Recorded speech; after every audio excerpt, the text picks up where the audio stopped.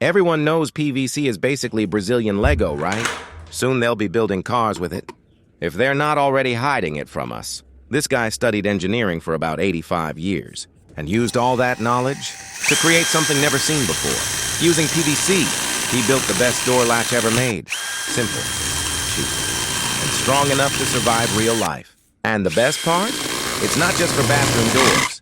You can use it in the bedroom, the chicken, the pig pen, or even your secret safe full of dollars and euros. This isn't just a DIY hack. This is PVC doing legendary things.